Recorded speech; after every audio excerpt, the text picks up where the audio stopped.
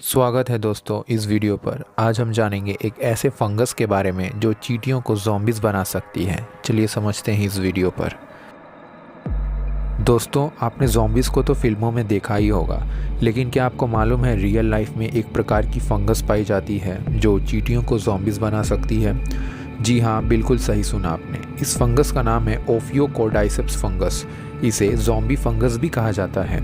ये फंगस पहले तो अपने छोटे छोटे स्पोर्स रिलीज़ करती है, फिर जब कोई चींटी इस स्पोर के ऊपर अपने पैर रखती है तो ये स्पोर उसके पैरों पर चिपक जाती है।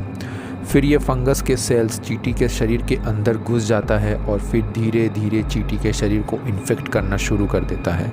इसके सेल्स मल्टीप्लाई हो रही होती है, लेकिन चींटी बाहर से बिल्कुल नॉर्मल और हेल्दी दिखता है। और ये फंगस अपने सेल्स तब तक मल्टीप्लाई करते रहता है जब तक उस फंगस का मास चींटी के बॉडी मास के आधे तक ना हो जाए। फिर सबसे अजीब और डरावनी चीज़ करती है ये फंगस। अब जबकि इस फंगस ने अपने आप को चींटी के बॉडी मास के आधे तक कर चुकी है, और अब ये फंगस चींटी के ब्रेन सेल्स को भी हाईजैक करते हैं, जिसकी वजह से चींटी अब अजीब बिहेव करने लगती है। अब पूरा कंट्रोल इस चींटी का उस फंगस के ऊपर होता है। तो अब ये चींटी फंगस के कंट्रोल में सबसे पहले सामने किसी भी एक पेड़ पर चढ़ती है और 25 सेंटीमीटर की हाइट पर जाके सामने किसी भी पत्ते पर बाइट करके परमानेंटली वहीं रुक जाती है।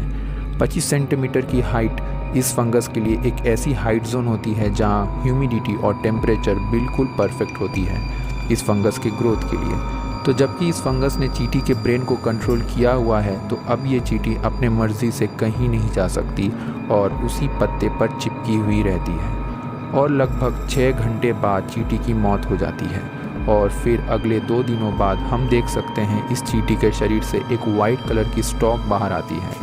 फंगस इस चींटी को अपने बेस की तरह इस्तेमाल करती है, जहां से वो अपने स्पोर्स रिलीज़ कर सके ताकि ज़्यादा से ज़्यादा चींटियों को इन्फेक्ट किया जा सके।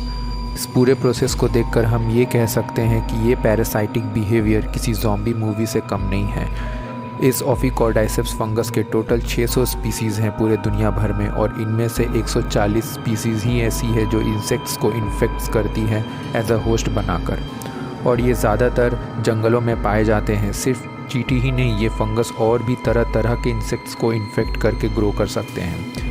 लेकिन अच्छी बात यह है, आज के वक्त ऐसी कोई फंगस या माइक्रोबियल ऑर्गेनिज्म मौजूद नहीं जो हम इंसानों को इन्फेक्ट कर सके। लेकिन सोच कर देखो दोस्तों, अगर किसी दिन ऐसी कोई फंगस इंसानों को इन्फेक्ट करना शुरू कर दे तो क्या होगा।